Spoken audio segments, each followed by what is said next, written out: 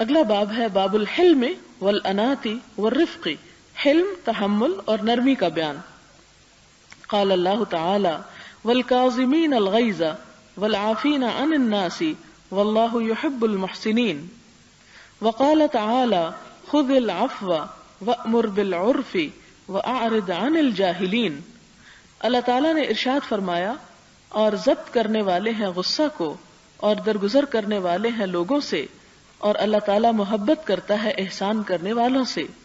وقال تعالی خذ العفو وأمر بالعرف واعرض عن الجاہلین، قبول کیجئے معذرت کو اور حکم دیجئے نیکی کے کاموں کا، اور رخ پھیر لیجئے نادانوں کی طرف سے، یعنی اگنور کیجئے۔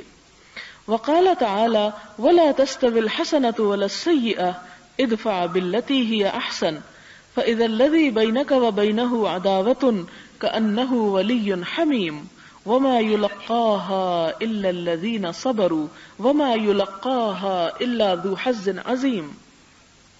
اللہ تعالیٰ نے ارشاد فرمایا، نہیں برابر ہوتی نیکی اور برائی، برائی کا تدارک اس نیکی سے کرو جو بہتر ہے، پس ناگہاں وہ شخص کہ تیرے درمیان اور اس کے درمیان عداوت ہے یوں بن جائے گا گویا تمہارا جانی دوست، اور نہیں توفیق دی جاتی ان خصائل حمیدہ کی بجز ان کے جو صبر کرتے ہیں، اور نہیں توفیق دی جاتی ان کی مگر بڑے خوش نصیب لوگوں کو۔ یہ سورۃ حامیم سجدہ کی ایک نہایت خوبصورت آیت ہے۔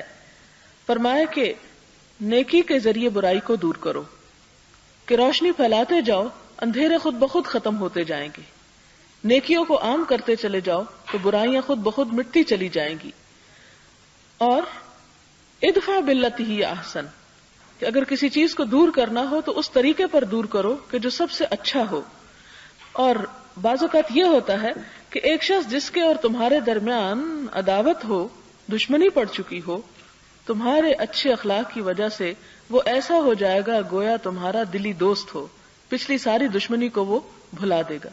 انسان کا دل بھی بڑی عجیب چیز ہے اور لمحوں میں بدل جاتا ہے، اور بدلتے ہوئے کچھ دیر نہیں لگتی، اور بعض اوقات انسان خود بھی یقین نہیں کرتا کہ یہ کیسے ہو گیا۔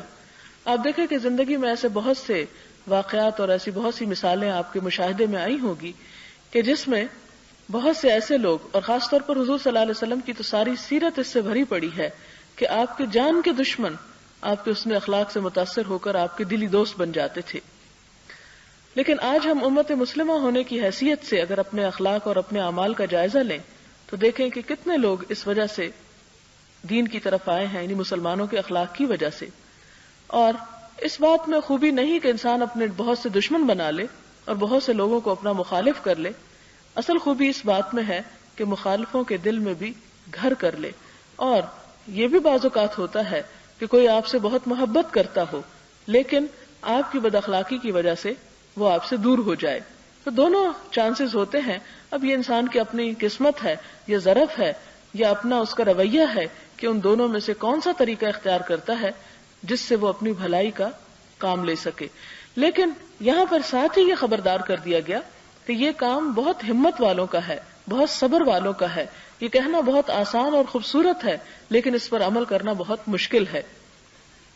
وقال تعالی وَلَمَنْ صَبَرَ وَغَفَرَ إِنَّ ذَلِكَ لَمِنْ عَزْمِ الْأُمُورِ، اور جو شخص صبر کرے اور معاف کر دے تو یقیناً یہ بڑی ہمت کے کاموں میں سے ہے۔ وعن ابن عباس رضی اللہ عنہما قال قال رسول اللہ صلی اللہ علیہ وسلم لأشج عبد القیس ان فیک خصلتین یحبہم اللہ الحلم والانات، رواہ مسلم۔ حضرت ابن عباس رضی اللہ تعالیٰ عنہ سے مروی ہے کہ حضور صلی اللہ علیہ وسلم نے اشج عبد القیس سے فرمایا، تیرے اندر دو خصلتیں ہیں جن کو اللہ تعالیٰ پسند فرماتا ہے، یعنی ایک طرح سے بشارت دی، بردباری اور تحمل، یعنی آرام سے بات سن لینا اور دوسروں کی گستاخیوں پر یا دوسروں کے ناروا رویے پر انسان اس کو برداشت کرے، کیونکہ تحمل کا لفظ جو ہے وہ اٹھانے سے، بوجھ اٹھانے سے، تو تحمل کا معنی ہے بتکلف کسی چیز کو اٹھا لینا، یعنی کوشش کے ساتھ اٹھا لینا، کہ ان چیزوں کو برداشت کر جانا کہ جو حقیقت میں ناقابل برداشت ہوں۔ وعن عائشہ رضی اللہ عنہا قالت قال رسول اللہ صلی اللہ علیہ وسلم ان اللہ رفیق يحب الرفق في الامر كله متفق علیہ. حضرت عائشہ فرماتی ہے کہ حضور صلی اللہ علیہ وسلم نے فرمایا اللہ تعالیٰ نرمی کرنے والا ہے اور ہر معاملے میں نرمی کو پسند فرماتا ہے. صحیح بخاری اور مسلم کی روایت ہے. وعنها ان النبی صلی اللہ علیہ وسلم قال ان اللہ رفیق يحب الرفق ويعطي على الرفق ما لا يعطي على العنف وما لا يعطي على ما سواه. رواہ مسلم. حضرت عائشہ صدیقہ رضی اللہ تعالی عنہا سے مروی ہے کہ حضور صلی اللہ علیہ وسلم نے فرمایا اللہ تعالیٰ نرمی کرنے والا ہے اور نرمی کو پسند کرتا ہے. اللہ تعالیٰ نرمی پر وہ اجر عطا کرتا ہے جو سختی پر نہیں فرماتا بلکہ اس کے سوا کسی چیز پر بھی عطا نہیں فرماتا.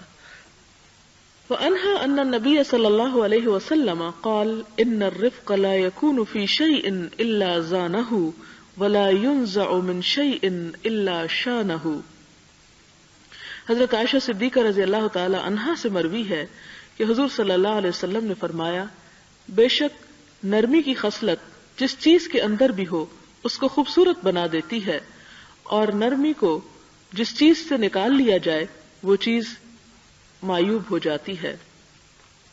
اسے مسلم نے روایت کیا ہے.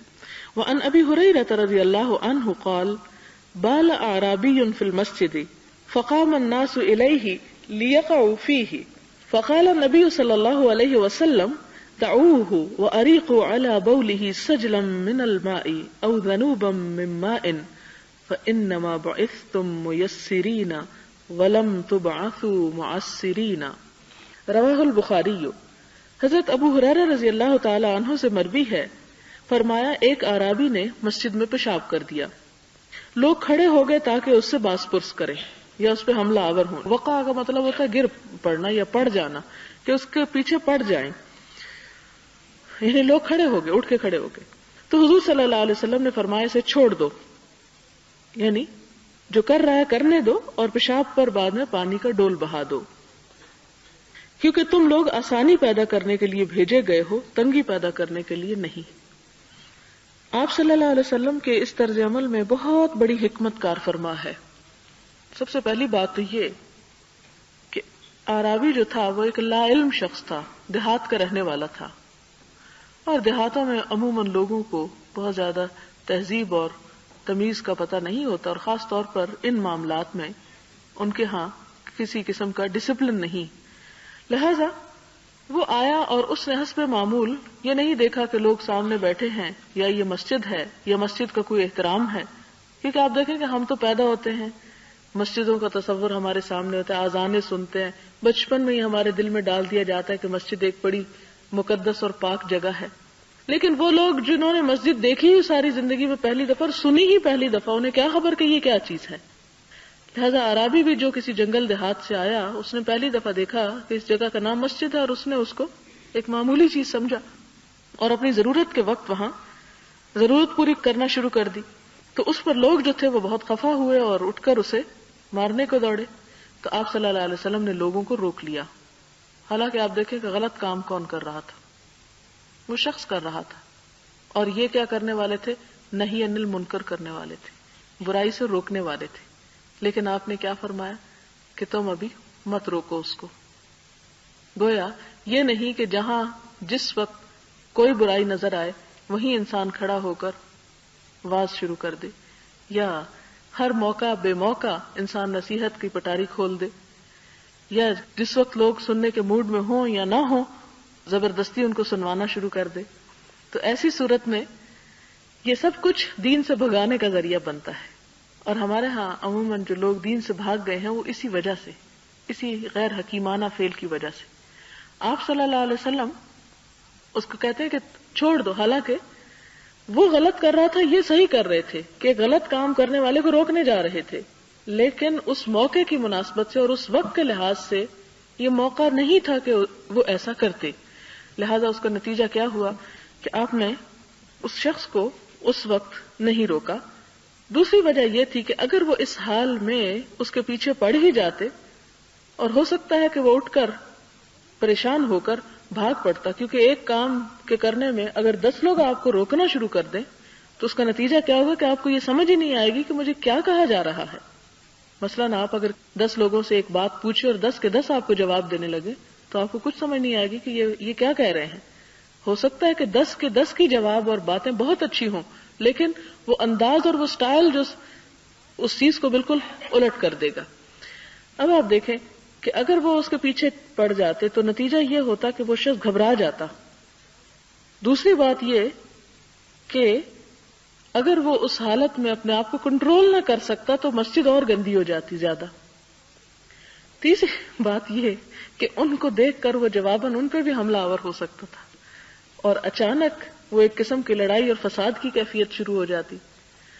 اور پھر یہ کہ آپ دیکھیں کہ ایسی ضروریات کے پورا کرتے وقت اگر کسی کو خوف زدہ کر دیا جائے، جیسے آپ دیکھیں کئی جاہل مائیں اگر بچہ پیشاب کر دے تو مارنے بیٹھ جاتی ہیں ان کو، اور اس سے آپ دیکھیں کہ بچوں کے اندر ایک خاص قسم کا خوف پیدا ہو جاتا ہے، ہکلانے لگ جاتے ہیں یا کوئی اور اسی قسم کی کہ وہ ایک یعنی کیونکہ انسان کھانا کھاتے وقت یا اور ضرورت پوری کرتے وقت اگر خوف کا شکار ہو تو وہ اس کی نفسیات پر بہت گہرا اثر اس کا پڑتا ہے اور انسان کئی قسم کی بیماریوں کا شکار ہو سکتا ہے. تو اس لیے بھی آپ صلی اللہ علیہ وسلم نے اس کو نہیں روکا کہ وہ اس کی جسمانی صحت کے لیے بھی نقصان دہ تھا.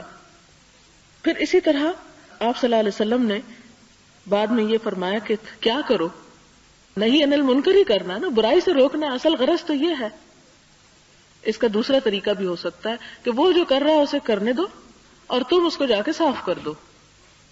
اس سے جب وہ دیکھے گا کہ میں نے کیا کیا اور یہ کیا کر رہے ہیں تو تمہارے عمل سے جو کچھ وہ سیکھے گا اس وقت مار کھانے سے نہیں سیکھ سکتا. پھر اسی طرح آپ صلی اللہ علیہ وسلم نے مزید فرمایا کہ تم لوگ آسانی پیدا کرنے کے لیے بھیجے گئے ہو، مشکل پیدا کرنے کے لیے نہیں. یعنی لوگوں کو اگر تبلیغ کرنا ہی ہے یا لوگوں کو اگر نیکی کی ہدایت کرنی ہے تو اس کام میں بھی حکمت نہایت ضروری ہے، اور حکمت جو ہے یہ اللہ تعالیٰ کا خاص انعام ہوتی ہے. وَمَن يُؤْتَ الْحِكْمَةَ فَقَدْ أُوتِيَ خَيْرًا كَثِيرًا، جس کو حکمت دی گئی اسے خیر کثیر دے دی گئی. پھر اس کے بعد اگلی حدیث ہے وعن انس رضی اللہ عنہ عن النبی صلی اللہ علیہ وسلم قال یسروا ولا تعسروا وبشروا ولا تنفروا، متفق علیہ. حضرت انس سے روایت ہے کہ حضور صلی اللہ علیہ وسلم نے فرمایا آسانی پیدا کرو اور تنگی پیدا نہ کرو، اور لوگوں کو خوش رکھو اور انہیں متنفر نہ کرو. یعنی عذاب کی باتیں بھی سنانا چاہیے لیکن آسانی کی باتیں زیادہ ہونی چاہیے. مگر ہمارے ہاں آج کل تبلیغ میں ایک ٹرینڈ بن چکا ہے کہ لوگوں کو زیادہ سے زیادہ خوف زدہ کرو، اللہ تعالیٰ کے عذاب کی باتیں زیادہ کرو تاکہ لوگ سیدھے رستے پر آ جائیں. لیکن بات یہ ہے کہ اللہ تعالیٰ انسان کی نفسیات کو سب سے زیادہ سمجھتا ہے، اور اللہ کے رسول صلی اللہ علیہ وسلم دنیا کے سب سے بڑے نفسیات دان ہیں. نفسیات کا مطلب یہ کہ انسان کے نفس اور انسان کے اندرونی کیفیات کے بدلنے اور تغیرات کا نام. تو آپ نے جو طریقے ہمیں بتائے وہ کسی بھی اور طریقے سے جو ہماری عقل بتا رہی ہے زیادہ بہترین ہے، لہذا آپ نے فرمایا کہ آسانی پیدا کرو. وعن جرير بن عبد الله رضي الله عنه قال سمعت رسول الله صلى الله عليه وسلم يقول من يحرم الرفق يحرم الخير كله، رواه مسلم. جو شخص نرمی سے محروم ہے وہ ہر بھلائی سے محروم ہے. وعن ابي هريرة رضي الله عنه ان رجلا قال للنبي صلى الله عليه وسلم اوصني قال لا تغضب فردد مرارا قال لا تغضب، رواه البخاري. حضرت ابو ہریرہ سے روایت ہے ایک شخص نے حضور صلی اللہ علیہ وسلم کی خدمت میں عرض کیا مجھے نصیحت فرمائیے. آپ نے فرمایا غصہ نہ کیا کر. اس شخص نے کئی بار سوال کیا، آپ نے ہر بار یہی فرمایا غصہ نہ کر، کیونکہ غصہ کرنے سے انسان کے باقی نیک اعمال جو ہے وہ بھی برباد ہو جاتے ہیں. وعن ابی یعلا شداد بن اوس رضی اللہ عنہ عن رسول اللہ صلی اللہ علیہ وسلم قال ان اللہ كتب الاحسان على كل شيء فإذا قتلتم فأحسنوا القتلة وإذا ذبحتم فأحسنوا الذبحة وليحد أحدكم شفرته وليرح ذبيحته، رواه مسلم. حضرت ابو یعلا شداد ابن اوس رضی اللہ عنہ حضور صلی اللہ علیہ وسلم سے روایت کرتے ہیں کہ آپ نے فرمایا اللہ تعالیٰ نے مروت کو ہر چیز کے لیے ضروری قرار دیا ہے. جب تم قتل کرو یعنی قتل حق تو اچھے طریقے سے قتل کرو، اور جب ذبح کرو تو اچھے طریقے سے ذبح کرو. چاہیے کہ ذبح کرنے والا اپنی چھری کی دھار تیز کرے اور ذبح ہونے والے جانور کو آرام کرائے، یعنی تیزی سے کٹ جائے گا اور اس کی شاہ رگ کٹ گئی تو اس کا احساس ختم ہو جائے گا اور تکلیف بہت کم ہوگی. اس لیے کہ آپ دیکھیں کہ تکلیف اصل میں سکن پر ہی ہوتی ہے. جب سکن سے چھری گزر کے اندر چلی جائے اور شاہ رگ تک چلی جائے اور وہ کٹ جائے تو پھر یہ کہ سینسز کام کرنا چھوڑ دیتے ہیں. پھر جانور کو نہیں پتا چلتا کہ اس کے ساتھ کیا ہو رہا ہے، اس کی کھال نوچی جا رہی ہے، اس کی جسم کاٹا جا رہا ہے. لہذا آپ صلی اللہ علیہ وسلم نے نہ صرف یہ کہ انسانوں بلکہ جانوروں تک کے آرام کا خیال رکھا اور ہمیں بھی اس کا حکم دیا کہ خوب تیز چھری کر لو تاکہ جب کٹ لگے تو فوراً لگ جائے اور اسے بہت تھوڑی تکلیف ہو. پھر اس کے بعد قتل حق کے بارے میں، جیسے آپ دیکھیں کہ قاتل کی سزا اگر قتل ہے، اگر کوئی کسی کو جان بوجھ کر قتل کر دے تو اس صورت میں بھی یہ ہے کہ جب اسے قتل کیا جائے تو اذیتیں دے دے کر نہ قتل کیا جائے. ولا تسرفوا کا لفظ آتا ہے کہ حد سے نہ بڑھو، بدلہ لے سکتے ہو لیکن حد سے نہ بڑھنا. وعن عائشة رضی اللہ عنہا قالت ما خیر رسول اللہ صلی اللہ علیہ وسلم بین امرین قط الا اخذ ایسرہما ما لم یکن اثما فان کان اثما کان ابعد الناس منہ وما انتقم رسول اللہ صلی اللہ علیہ وسلم لنفسه فی شیء قط الا ان تنتہک حرمت اللہ فینتقم للہ تعالی. متفق علیہ. حضرت عائشہ رضی اللہ تعالی عنہ بیان کرتی ہیں کہ جب کبھی رسول اللہ صلی اللہ علیہ وسلم کو دو چیزوں کے درمیان اختیار دیا جاتا تو آپ ان دونوں سے زیادہ سہولت والی چیز کو اختیار فرماتے جبکہ وہ گناہ کا کام نہ ہو.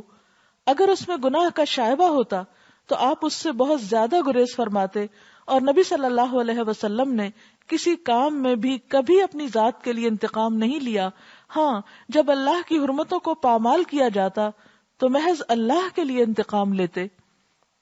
اس حدیث سے ہمیں یہ پتہ چلتا ہے کہ آپ صلی اللہ علیہ وسلم نمبر 1 مشکل پسند نہ تھے، یعنی بلا وجہ اپنے آپ کو مشکلات میں ڈالنا پسند نہ کرتے تھے. کیوں؟ اس لیے کہ ایک مشکل کام ہو سکتا ہے کہ آپ کے لیے زیادہ مشکل نہ ہو، لیکن آپ کے کرنے سے وہ کام امت کو مشقت میں ڈال سکتا تھا. دوسری بات یہ کہ آپ صلی اللہ علیہ وسلم کسی بھی سہل چیز کو اختیار کرتے وقت یہ ضرور دیکھتے کہ وہ گناہ کا کام نہ ہو. یعنی انسان ایسا نہیں کر سکتا کہ ایک چیز جو اسے مشکل لگتی ہو اور وہ دین کا حصہ ہو تو اسے چھوڑ دے، یا یہ کہ کوئی چیز اس لیے اختیار کر لے کہ آسان ہے کیونکہ نبی صلی اللہ علیہ وسلم نے آسان چیزوں کو پسند کیا حالانکہ وہ گناہ کا کام ہو. نہیں، اگر کوئی چیز گناہ کے کاموں میں سے ہوتی تو آپ صلی اللہ علیہ وسلم اسے کبھی بھی اختیار نہیں کرتے تھے، خواہ وہ کسی درجے کی بھی ہو. اور اسی طرح آپ اپنی ذات کے لیے کسی سے بدلہ نہیں لیتے تھے. ہاں، اگر کوئی شخص دین کو نقصان پہنچاتا تو اللہ کی خاطر اس سے بدلہ لیتے، اس کے علاوہ اپنی ذات کے لیے کبھی نہیں. وعن ابن مسعود رضی اللہ عنہ قال قال رسول اللہ صلی اللہ علیہ وسلم الا اخبرکم بمن یحرم علی النار او بمن تحرم علیہ النار تحرم علی کل قریب ہین لین سہل. حضرت ابن مسعود رضی اللہ تعالی عنہ سے مروی ہے، فرماتے ہیں کہ حضور صلی اللہ علیہ وسلم نے فرمایا کیا میں تمہیں اس شخص کے متعلق نہ بتاؤں جو آگ پر حرام ہے؟ یا فرمایا کہ جس پر آگ حرام ہے، آگ ہر اس شخص پر حرام ہے جو لوگوں کے قریب رہے، ان سے نرمی اور آسانی کا سلوک کرے. اسے ترمذی نے روایت کیا ہے اور کہا ہے کہ یہ حدیث حسن ہے، یعنی صحیح سے دوسرے درجے پر ہے. باب العفو والاعراض عن الجاہلین، معاف کرنے اور جاہلوں سے درگزر کرنے کا بیان. وقال اللہ تعالی خذ العفو وامر بالعرف واعرض عن الجاہلین. اللہ تعالیٰ نے ارشاد فرمایا قبول کیجئے معذرت اور حکم دیجئے نیک کاموں کا اور رخ پھیر لیجئے نادانوں کی طرف سے. یعنی جو ناسمجھ ہو، جنہیں سمجھ آنی ہی نہ ہو، پھر انہیں زیادہ سمجھانے کی کوشش ہی نہ کی جائے اور اس پر انسان اپنے آپ کو نہ کڑھائے اور نہ کسی جلن میں مبتلا کرے، بلکہ ان سے درگزر کر دے، ان سے رخ پھیر لو. رخ پھیرنے کے دو مطلب ہیں، ایک تو یہ کہ ان کی غلطی سے تم درگزر کر جاؤ، اور دوسرا یہ کہ انہیں اوائڈ کرو، ان کا سامنا نہ کرو، کیونکہ جب سامنا کرو گے اور وہ جہالت برتیں گے پھر تم اپنی اسی چیز پر لوٹ آؤ گے. تو یہ سچویشن اوائڈ کر جاؤ تاکہ ایسا موقع ہی نہ آئے. وقال تعالی فاصفح الصفح الجمیل. اے حبیب صلی اللہ علیہ وسلم آپ درگزر فرمایا کیجئے ان سے عمدگی کے ساتھ، یعنی معاف کر دیجیے لیکن خوبصورتی کے ساتھ. وقال تعالی وَلْيَعْفُوا وَلْيَصْفَحُوا أَلَا تُحِبُّونَ أَن يَغْفِرَ اللَّهُ لَكُمْ. اور اللہ تعالیٰ نے ارشاد فرمایا اور چاہیے کہ یہ لوگ معاف کر دیں اور درگزر کریں، کیا تم پسند نہیں کرتے کہ بخش دے اللہ تعالیٰ تمہیں؟ یعنی دوسروں کے قصور انسان کس وقت معاف کر سکتا ہے؟ جب انسان اس بات کا خواہش مند ہو کہ اس کو بھی معاف کر دیا جائے. وقال اللہ تعالی والعافین عن الناس واللہ یحب المحسنین. اللہ تعالیٰ کا ارشاد ہے اور درگزر کرنے والے ہیں لوگوں سے، اور اللہ تعالیٰ محبت کرتا ہے احسان کرنے والوں سے. وقال تعالی ولمن صبر وغفر ان ذلک لمن عزم الامور. البتہ جو شخص صبر کرے اور معاف کر دے تو یقیناً یہ بڑی ہمت کے کاموں میں سے ہے.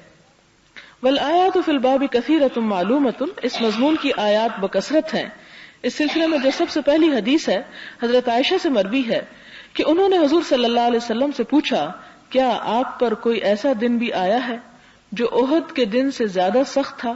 فرمایا میں نے تیری قوم کی طرف سے سختیاں برداشت کی ہیں.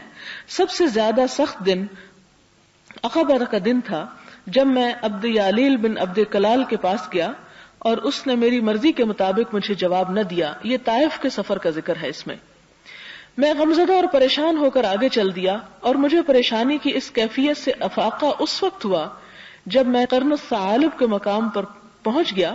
میں نے اپنا سر اوپر اٹھایا تو دیکھا کہ ایک بادل مجھے سایہ کیے ہوئے ہے. میں نے اس کے اندر دیکھا تو مجھے جبریل علیہ السلام نظر آئے. انہوں نے مجھے ندا دی اور کہا اللہ تعالیٰ نے وہ بات سن لی ہے جو آپ کی قوم نے آپ سے کہی ہے اور جو جواب انہوں نے آپ کو دیا ہے. اللہ تعالیٰ نے پہاڑوں کے فرشتوں کو آپ کی طرف بھیجا ہے تاکہ آپ جو چاہیں اسے حکم دیں. پھر پہاڑوں کے فرشتے نے مجھے ندا دی، مجھے سلام کیا اور پھر کہا اے محمد صلی اللہ علیہ وسلم اللہ تعالیٰ نے وہ بات سن لی ہے جو آپ کی قوم نے آپ سے کہی ہے. میں پہاڑوں کا فرشتہ ہوں. اللہ تعالیٰ نے مجھے آپ کی طرف بھیجا ہے کہ آپ مجھے جو چاہیں حکم دیں. آپ کیا چاہتے ہیں؟ اگر آپ چاہتے ہیں تو میں ان دونوں پہاڑوں کو ان کے اوپر آپس میں ملا دوں اور یہ تباہ ہو جائیں.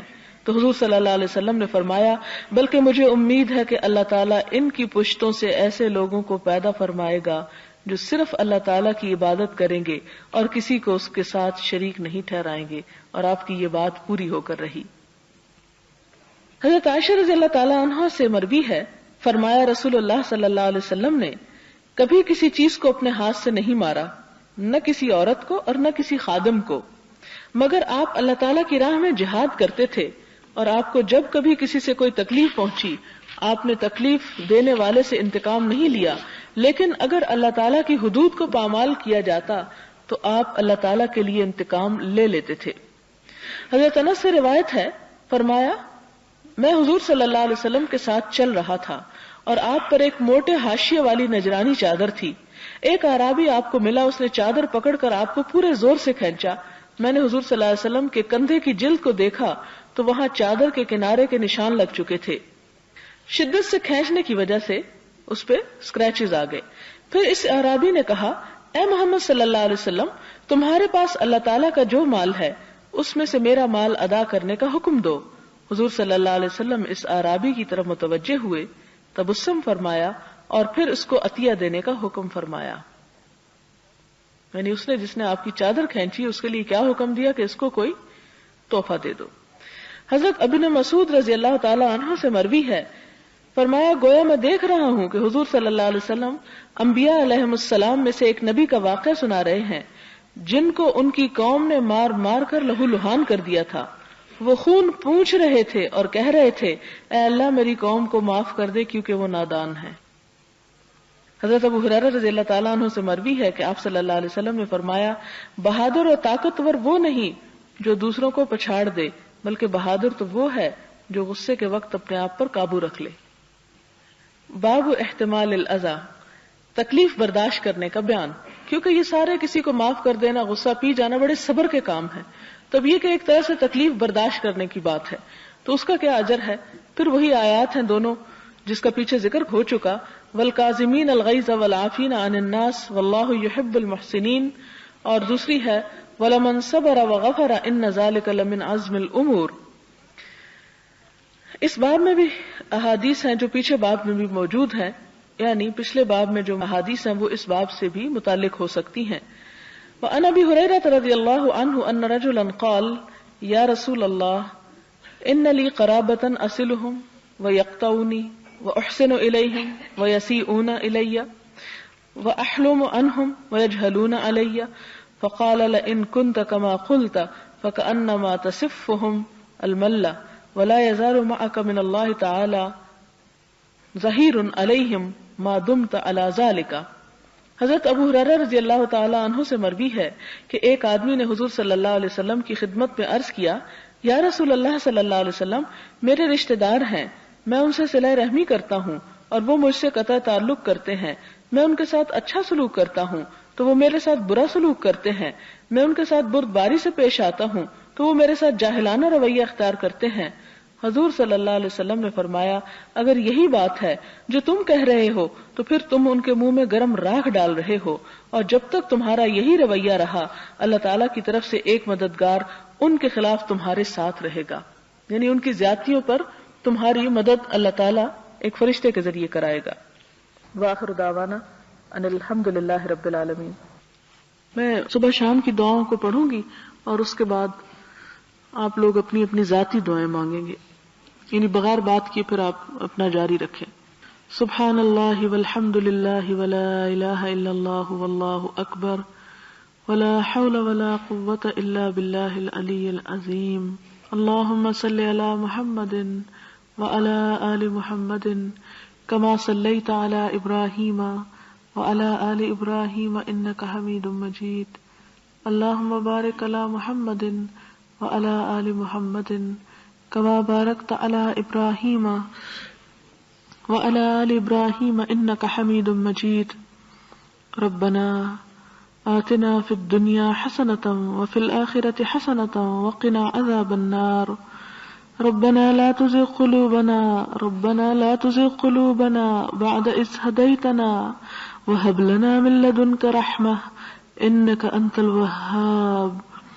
ربنا هب لنا من أزواجنا وذرياتنا قرة أعين واجعلنا للمتقين إماما. يا حي يا قيوم برحمتك نستغيث. لا إله إلا الله أنت الحليم الكريم. سبحان الله رب العرش العظيم والحمد لله رب العالمين. رب نسألك موجبات رحمتك وعزائم مغفرتك والغنیمة من كل بر والسلامة من كل اسم لا تدع لنا ذنبا إلا غفرته ولا هما إلا فرجته ولا حاجة هي لك رضا إلا قضيتها يا أرحم الراحمين.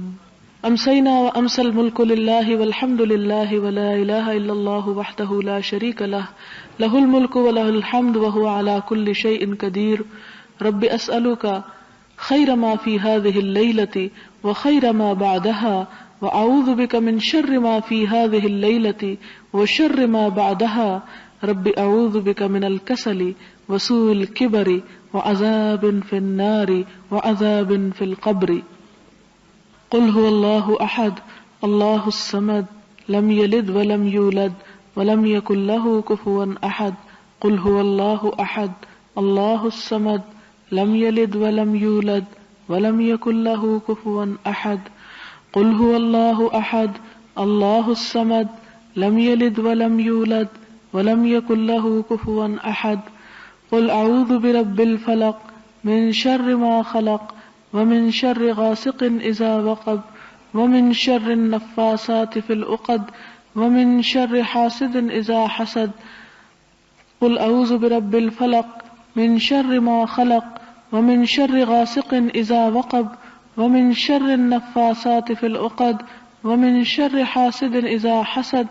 قل أعوذ برب الفلق من شر ما خلق ومن شر غاسق إذا وقب ومن شر النفاثات في العقد ومن شر حاسد إذا حسد. قل أعوذ برب الناس ملك الناس إله الناس من شر الوسواس الخناس الذي يوسوس في صدور الناس من الجنة والناس.